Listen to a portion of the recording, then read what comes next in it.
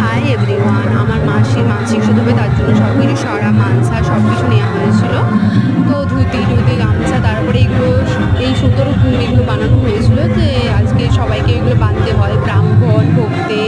তারপরে ঠাকুরের আকন্দ ফুল খুব পছন্দের, ওটাই। তারপরে চলে গেছিলাম মন্দিরে সব কিছু দেখছিলাম কী হবে এরপর।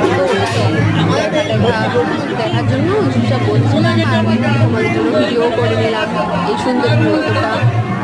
তো সবাইকে অনেক অনেক শুভেচ্ছা গাজরে, সবাই খুব ভালো থাকো সবাই।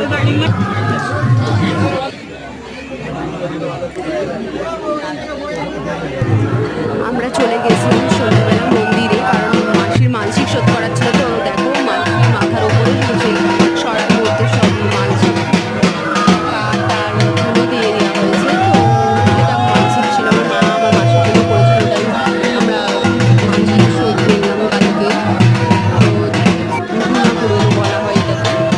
তো এটাকে সবাই মিলে ব্রাহ্মণ, যাদের মন্দির, নাপিত, ভক্তি, সবাই মিলে ওটাকে মুছে দেওয়া হতো। দেওয়ার পরে এটাকে নামিয়ে রাখা হচ্ছিল। তো এটা কমপ্লিট হয়ে গেছিলো এই কাজটা।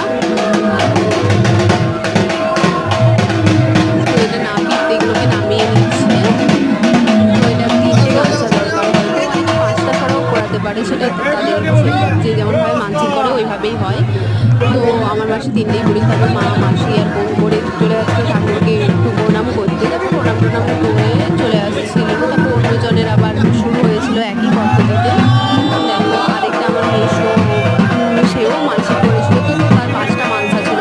তো 5টা মানসা কীভাবে একটা মাথায়, দুটো হাতে আর দুটো হাঁটুতে, এটা নিয়ম আমাদের এখানে। তো ওইভাবেই শুরু হয়েছিল। তো আবার সেম পদ্ধতি ব্রাহ্মণ পরপর যারা দেয় ধুলো দিতে থাকলো।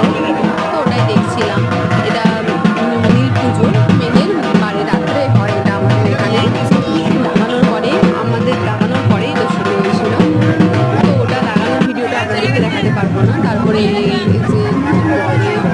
এটা মনে পড়ছে না ঠিক কি একটা গাছ লাগানো হচ্ছিল। তো শাড়ি, যারা ঠাকুরকে শাড়ি মানুষ করেছিল শাড়ি দিয়েছিল, এটাই হচ্ছিল।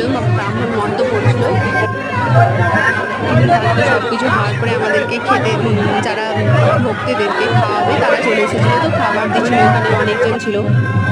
তো এই খাবারগুলো দিয়েছে আমাদেরকে। তো আমরা খেতে পারিনি, কি আর করবো, বাড়িতে নিয়ে চলে এসেছি। আমার বাড়ির সামনে যেহেতু মন্দির, তাহলে বাড়িতে নিয়ে চলে আসাটা ভালো। তো অনেক খাবারই দিয়েছিলো ভক্তদেরকে, যাতে তাদের কোনো অসুবিধে না হয়। এই করতে করতে সকালও হয়ে গিয়েছিলো।